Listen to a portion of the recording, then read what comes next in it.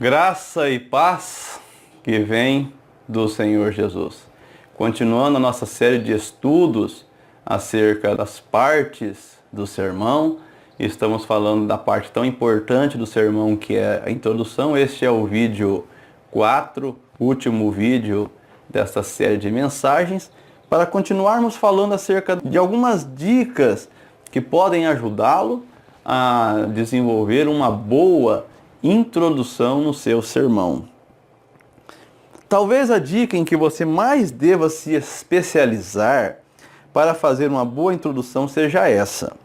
Pense nela como uma introdução de um livro ou de um artigo acadêmico.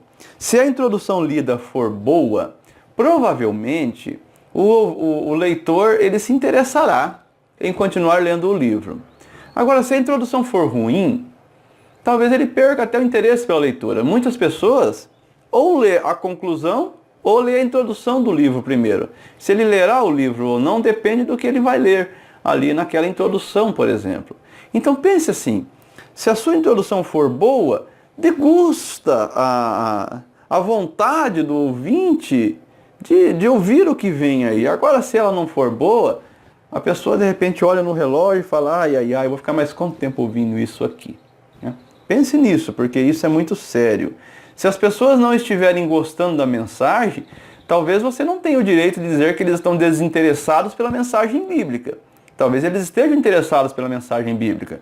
Talvez não estejam interessados em ouvi-lo pregar a mensagem bíblica. Isso é uma coisa muito séria.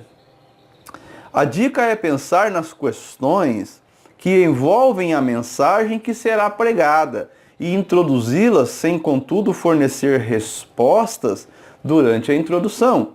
As análises, as nuances, respostas dessas questões serão tratadas durante o desenvolvimento do sermão. Eu falei um pouco sobre isso em vídeos anteriores e volto a repetir.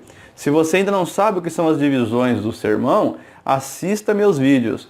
Como desenvolver um sermão textual, como desenvolver um sermão temático, como desenvolver um sermão expositivo, porque ali você aprende a dividir o sermão. Agora a dica é, não dê respostas, trate nas divisões essas questões que você está introduzindo, por isso chama-se introdução. Você está introduzindo aquilo que você irá explicar. Para se basear nessa dica, assista ao sermão que eu preguei no YouTube intitulado Como Podemos Ser Salvos? Sermão textual em Efésios capítulo 2, versículos 8 a 9. Assista a esse vídeo. Observe atentamente a introdução feita e como as respostas às questões levantadas na introdução são tratadas durante todo o desenvolvimento. Eu levanto questões na introdução e trato sobre essas questões durante o desenvolvimento. Levanto as questões, mas não explico as questões na introdução. Introdução é local de introduzir o que será falado. E onde você vai falar? Nas divisões. Então esse vídeo que eu anunciei, ele te dá um exemplo de como fazer isso bem feito. Todo pregador deve ser criativo, se quiser introduzir bem os seus sermões. Algumas dicas foram dadas, mas uma coisa é certa. Todo pregador tem que ter a sua carta na manga, quando o assunto é a introdução do sermão. A você agora cabe interessar-se em desenvolver bem uma introdução, em observar essas dicas que eu dei. Eu dei algumas dicas, não tantas, você vai encontrar muito mais dicas, mas pelo menos você tem umas 4, 5, 6 formas de começar um sermão, de desenvolver uma introdução, desde objetos físicos nas mãos, perguntas, começar pelo fim, começar com uma frase que remeta a um assunto.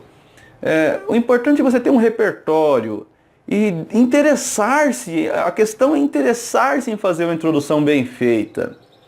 Isso é importante, porque eu, durante anos de ministério, percebi que os meus irmãos gostavam de me ouvir pregar, porque eu preparava bem a mensagem para eles, para ficar explicativa, para eles entenderem.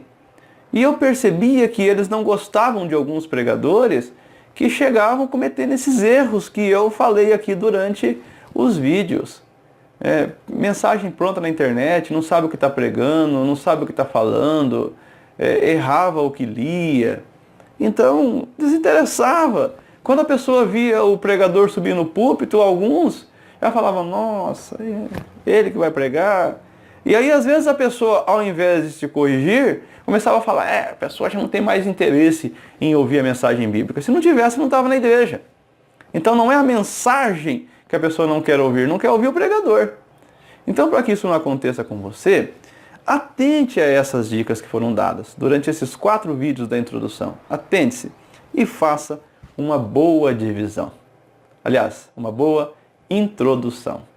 Este foi mais um momento aprendendo o Evangelho verdadeiro. Eu sou Mário Biolada. Aguardo você para continuarmos estudando os aspectos da mensagem bíblica, da palavra de Deus e continuarmos servindo melhor ao Senhor.